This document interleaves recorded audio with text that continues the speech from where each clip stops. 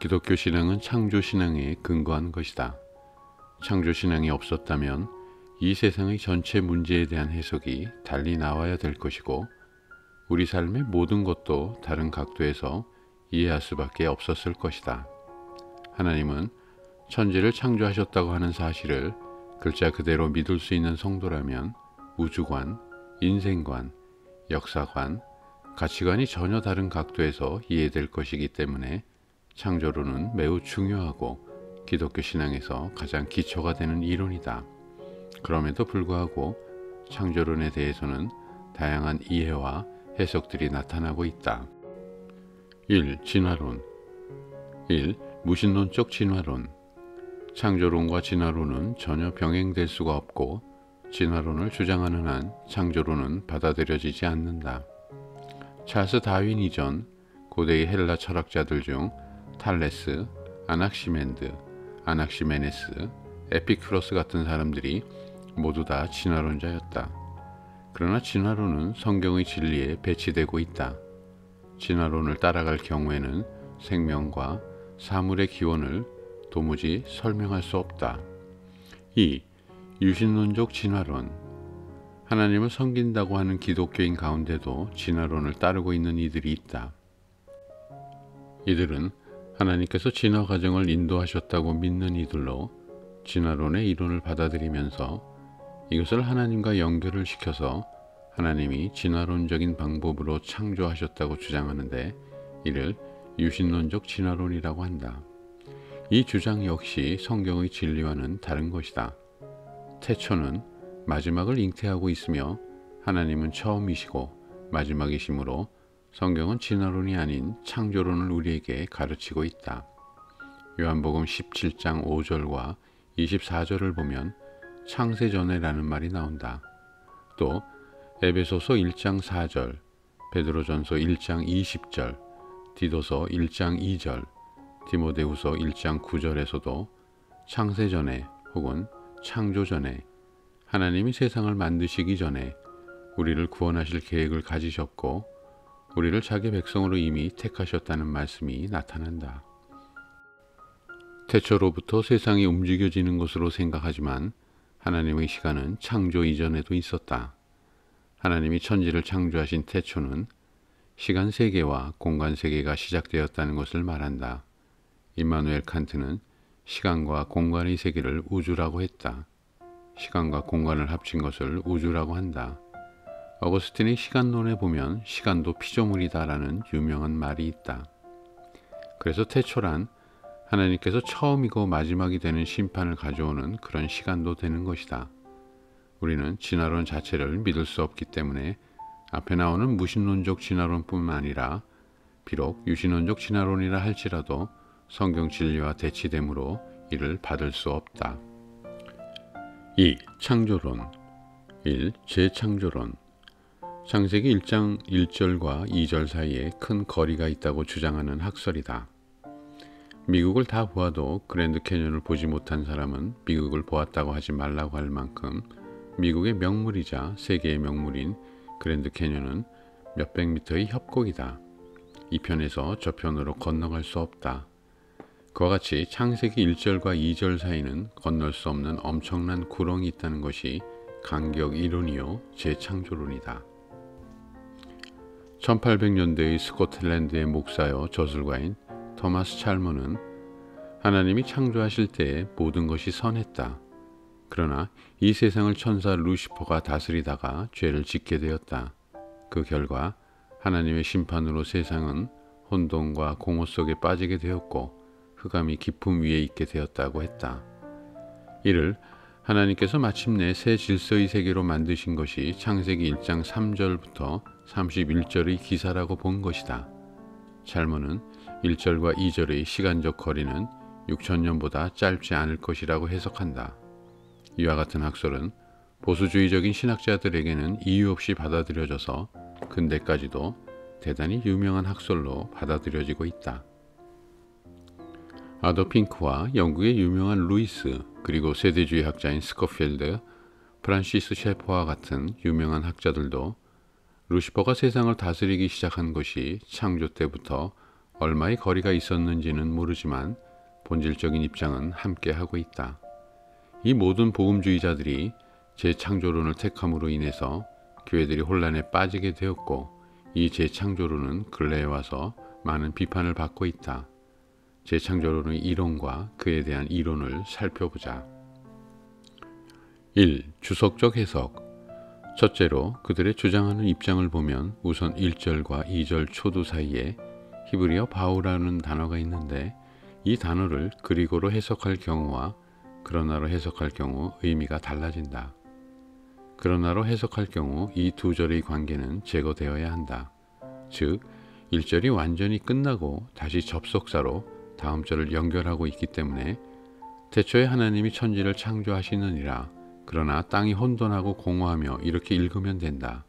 한국말 성경은 그리고도 빠졌고 그러나도 빠졌지만 영어 성경을 보면 전부 그리고로 나와 있다.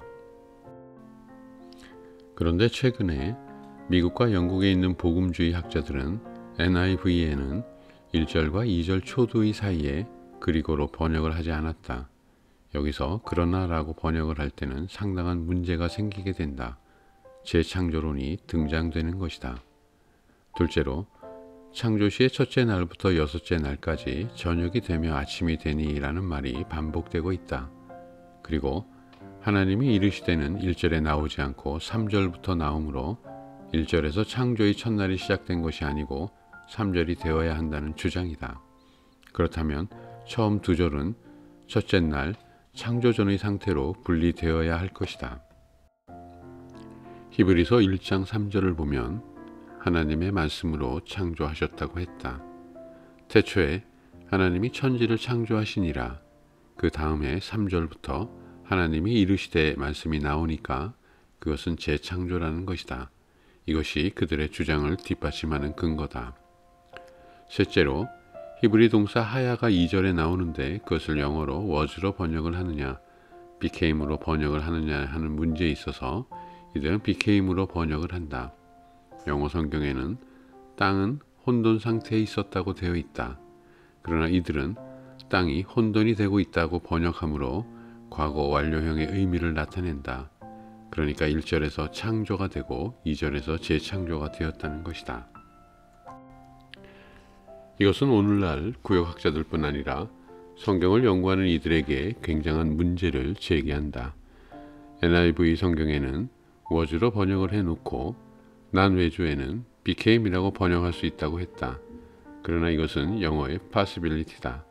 certainty는 100%의 확실성을 말하고 probable은 70에서 80%의 가능성을 말하며 possibility는 개연성을 말하는 것이다.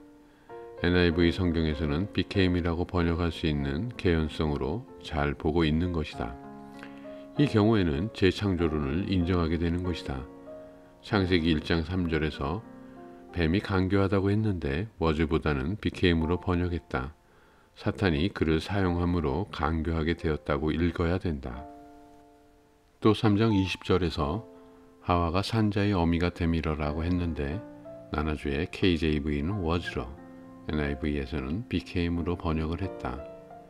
넷째로 혼돈과 공허로 하나님이 천지를 창조하셨다는 데에 문제가 있다. 이들의 주장에 의하면 하나님이 천지를 창조하실 때는 쓸모있게 만드셨지 무용지물로 지으신 것이 아니라는 것이다. 그런데 어떻게 해서 창세기 1장 2절에 혼돈하고 공허한 생각이 있느냐? 그것은 타락한 세상이라고 하는 것이 재창조론자들의 입장이다. 이것은 아담 이전에 하나님이 우주를 심판하셨다고 하는 주장을 하는 이들에게는 매우 중요한 이론이 된다. 히브리어로 발음을 해서 읽어보면 토우 와우 보후의 번역을 became 할 때와 그렇지 않을 경우에 해석의 차이는 매우 크다. 2. 신학적 해석. 첫째로 사탄의 타락은 언제 있었느냐의 질문은 매우 중요하다.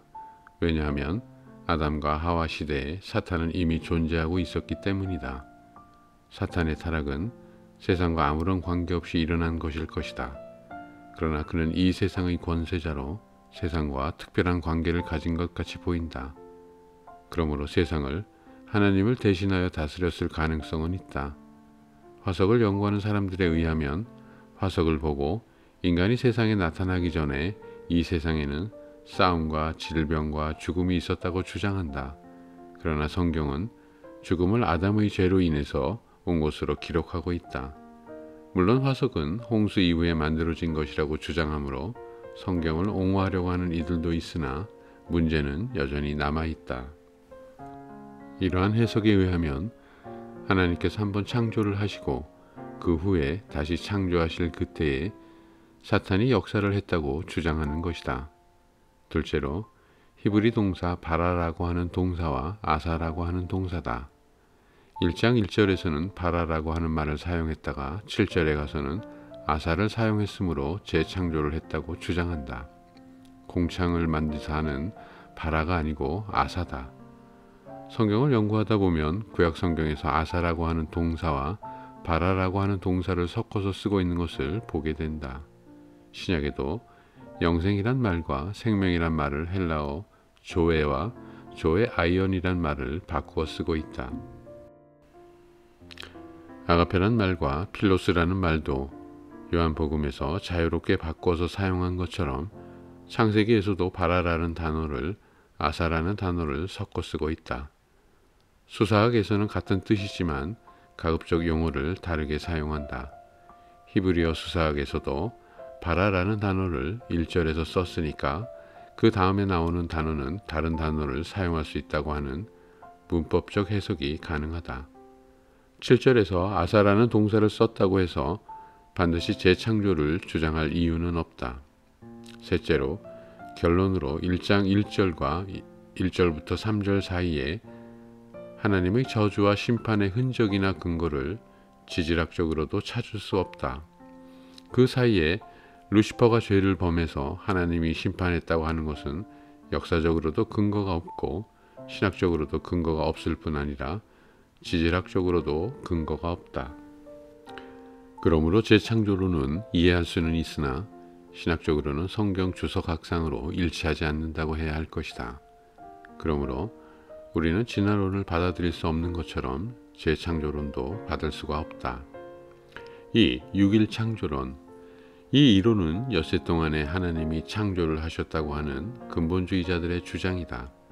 여기에도 신학적인 문제는 있다. 만일 우주의 창조가 엿새 동안이 되었다고 하면 인류의 역사는 6천년으로 제한을 받아야 한다.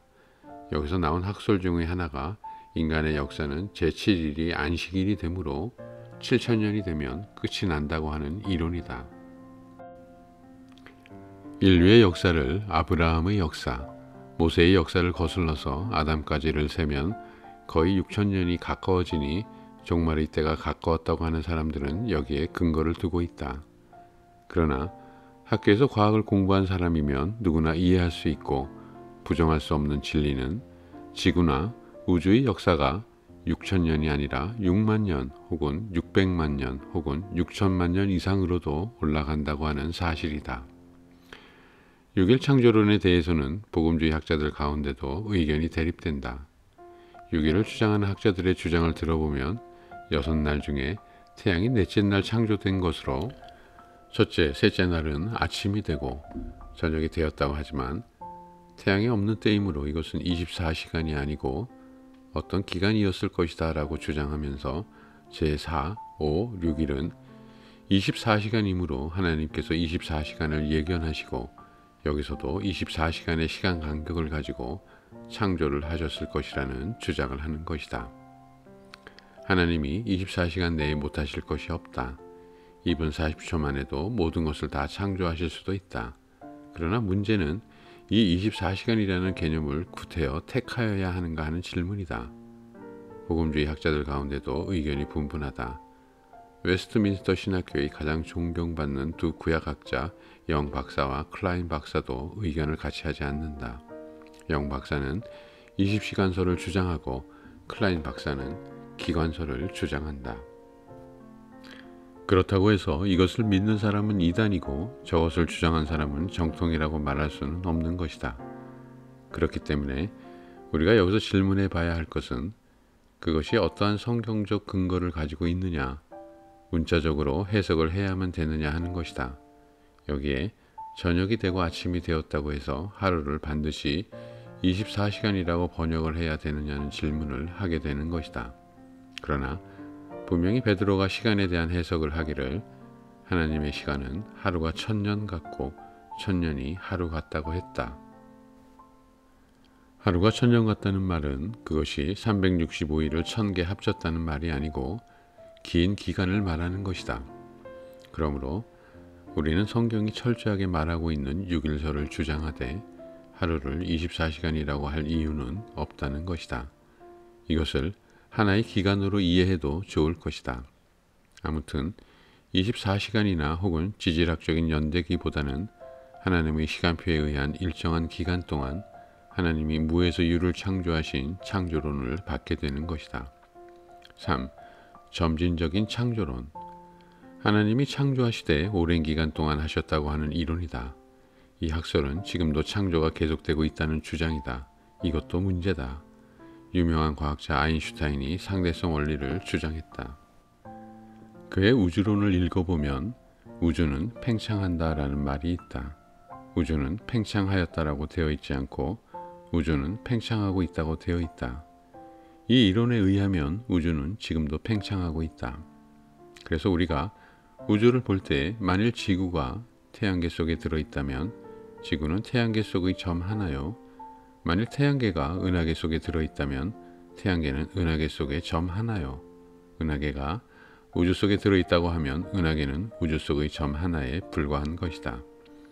아인슈타인의 우주론은 우주라고 하는 것은 어떤 한계가 있는 것이 아니라 지금도 계속 대기권, 성층권이 팽창하고 있다고 주장을 하는 것이다. 점진적 창조론자들의 이론은 어떤 면에서는 진화론자들과 일치한다.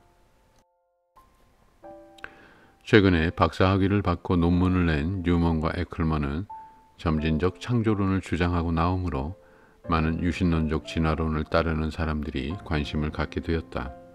그러나 이 부분도 역시 성경의 진리와는 부합되지가 않는다.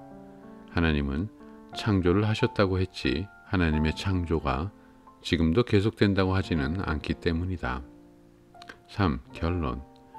이상과 같이 창조에 대한 여러 가지 입장이 있으나 성경은 분명히 하나님이 천지를 창조하셨고 하나님의 신이 운행을 하시면서 창조를 하셨다는 것을 기록하고 있다. 여기 창세기 1장에서 가장 중요한 것이 하나님이라고 하는 말이다. 그 하나님이 다른 하나님으로 나오지 않고 엘로힘으로 나왔다. 히브리어는 미음자로 발음하는 것으로 끝나면 대개가 복수형이다. 엘로힘은 우리말로는 하나님이라고 번역되었지만 이것은 복수형이다. 그런데 하나님이라고 하는 이 말은 참 어려운 말이다. 왜냐하면 히브리 말에는 모음이 없고 자음만 있기 때문이다. 그러다가 맞서라 학파들이 후대에 모음을 만들어 붙였다. 다른 단어에는 다 모음을 붙여 놓았는데 이 단어에만 모음을 안 붙였다. 엘로힘이라고 단어가 복수형이라고 하는 사실이 중요하다. 삼위일체 하나님이 창세기 1장에서부터 함께 창조에 임하셨다고 하는 신학적인 해석을 가능케 하기 때문이다. 하나님의 신이라고 하는 것은 하나님께서 외부적으로 활동하시는 힘으로 창조하실 때와 보존하실 때에 사용되었다. 하나님의 영이, 하나님의 숭이, 하나님의 호흡이 운행하신 것이다. 하나님의 성령이 지금 여기서 운행하고 계신 것이다. 창조의 순서와 방법을 통해서도 교훈을 받을 수 있다. 넷째 날의 해와 달과 별의 근본은 첫째 날의 빛이다.